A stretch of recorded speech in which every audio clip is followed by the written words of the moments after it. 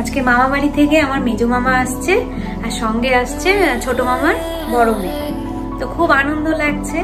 আসার কারণটা হচ্ছে আমার দিদা প্রতি বছর দুধে ভেজানো সরা পিঠে পাঠিয়ে দেন।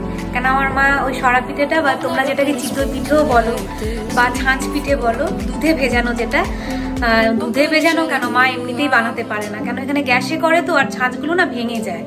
তো ওই জন্য মা কোনো বছর করতেও চায় না। প্রতি বছর দিদার একটা কাজ শীতকালে পিঠে পাঠিয়ে দেওয়া, ওই সরা পিঠে দুধে ভিজিয়ে। মানে ভাবো দিদা আজকে কত রাতে পিঠে বানিয়েছে, যেটাকে মামা নিয়ে বনগা থেকে চিত্তরঞ্জন আসবে, কতটা মানে ডিস্টেন্স বুঝতেই পারছো, 6-7 ঘন্টা রাস্তা। তো দিদা ওই জন্য প্রায় ভোর রাতে উঠে পিঠেটা বানায় যাতে ভালো থাকে, শীতকাল তো নষ্ট যাতে না হয়, আর মামা ওটাকে নিয়ে চলে আসে। তারপরে আমরা সারাদিন ওটা খাবো, মানে মামা ঢুকতে ঢুকতে ধরো দুপুর 3টে তো হবে। তো প্রতি বছর দিদার ওটা কাজ, আর আমাদের কাজ হচ্ছে অপেক্ষা করে বসে থাকা দিদা কবে বানিয়ে ওটা পাঠাবে। কেন পিঠের সময় না দিদা বাড়িতে ছোটবেলায় যেতাম, বড় হয়ে সত্যি আর যাওয়া হয় না, আর এখন তো বিয়ে হয়ে গেছে আমার যাওয়াই হয় না। তো আজকে মেজো মামা আসবে। আমি মেজো মামা কোনোদিনই বলি না, মেজো মামাকে শঙ্কর মামাই বলি। মানে 3 মামাকে নাম ধরে আমরা বলি, শুধু শেষে একটা মামা থাকে, শঙ্কর মামা, দীপু মামা, শিশির মামা, এরকম। আমার 3 মামা, 1 মাসি আর আমার মা, মানে মামা বাড়িতে মারা 5 ভাই বোন। তো এটা হচ্ছে মেজো মামা আসছে। আর মেজো মামা ছোটবেলা থেকেই মেজো মামা আমাদের বাড়িতে বেশি আসে। তো আজকে আমার খুব এক্সাইটমেন্ট লাগছে যে মামা কখন আসবে আর কখন ওই পিঠেগুলো খাবো। এই একটা ভাবনা চিন্তা। ছোটবেলা থেকেই মামা যখন আসে, হয় না মামা বাড়ির আবদার যেটা বলে নারকেল, তাল, নাড়ু, এগুলো সব বানিয়ে পাঠানো। আমি জানি তোমাদের দিদারাও এরকম বানিয়ে পাঠায়। মানে এগুলো না ভীষণ একটা, মানে কি বলবো, একটা ভালোবাসা। এগুলো দিদা না থাকলে হয় না।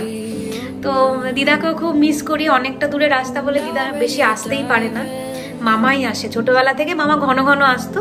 এখন মামারও সংসার হয়েছে, মামি হয়েছে, আমার ভাই আছে, বোন আছে, মানে মেজো মামার 2 ছেলে মেয়ে। তো ওই সব সংসারে চক্করে আর বেশি এখন আসা হয় না। তো যাই হোক, তোমাদের সঙ্গে ওইটাই শেয়ার করলাম।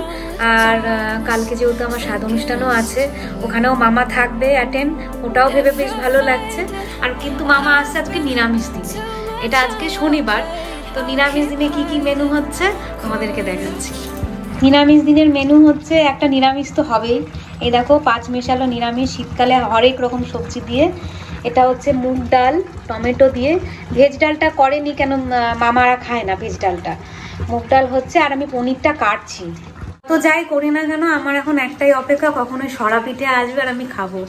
ও আর ভালো লাগছে না, তো অপেক্ষার দেখি কখন অবসান হয়। আমি পনিরটাকে কেটে নিয়েছি কিউব কিউব করে, আর এই যে আলুটাকেও কেটে ধুয়ে রেখেছি। এবার বাকিটা মা করবে। যে মামা শ্রেয়া চলে এসেছে, শ্রেয়া লজ্জা পাচ্ছে, হাসি হাসি দিচ্ছে লুকিয়ে লুকিয়ে। আর এই দেখো কি কি এনেছে, এই যে পুরো একটা ব্যাগ ভর্তি কি কি এনেছিল সেটা আগে দেখাচ্ছি। দিদা পুরো হাঁড়ি ভরে সরা পিঠে পাঠিয়ে দিয়েছে। দেখো দুধে ভেজানো চিতই বা সরা পিঠে। আর তারপরে পাঠিয়েছে এই যে মালপোয়া। মা আবার ওটা খুলছে, কি একটা খুলুক, ততক্ষণ দেখাচ্ছি। এই দেখো শুকনো ছাঁচ পিঠে গুড় দিয়ে খাওয়ার জন্য। ছড়া যদি গরম গরম খাওয়া যায়। কোথা থেকে এসছে? বনগাঁ থেকে এসছে, বনগাঁ বনগাঁ, আমার বনগাঁ থেকে। কোনটা ছেড়ে কোনটা খাবো আমি।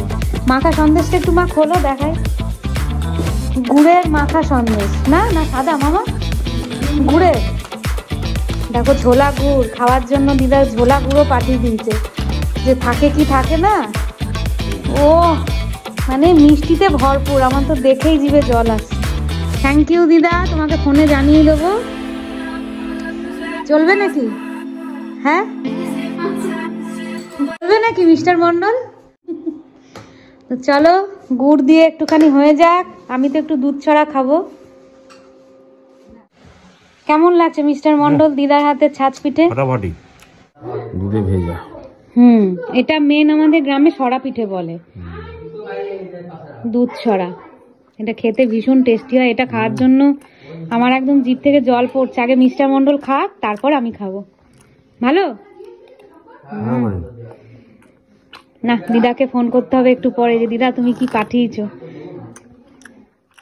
আমার লাস্ট ফিনিশিং দিচ্ছে এই যে কলার মালপোয়া, কলা সবকিছু মিলিয়ে মালপোয়া, তাই তো মামা? এই যে সন্দেশটা ঢেলে দিলাম বাটির মধ্যে। আমার সব থেকে ভালো লাগছে, দেখো দিদার এত ভালোবাসা, হাঁড়ি শুদ্ধ এরকম পিঠে পাঠিয়েছে, ভাবা যায় এরকম করে ঢেকে। হ্যাঁ, এবার আমি পিঠে নেব আর খাবো। কেমন লাগছে শিবানী মায়ের হাতের তৈরি করা ছাঁচ পিঠে খেতে? খুব সুন্দর, খুব সুন্দর, আর গুড়টাও খুব সুন্দর, সত্যি দারুণ। খাও।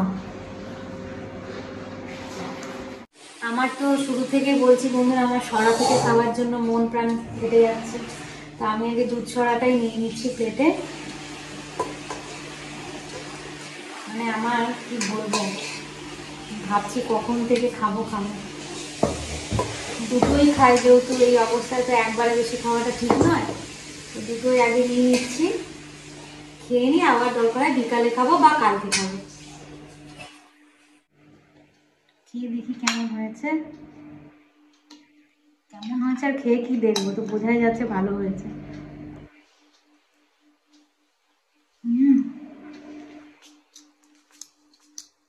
বছরে একবার খাই।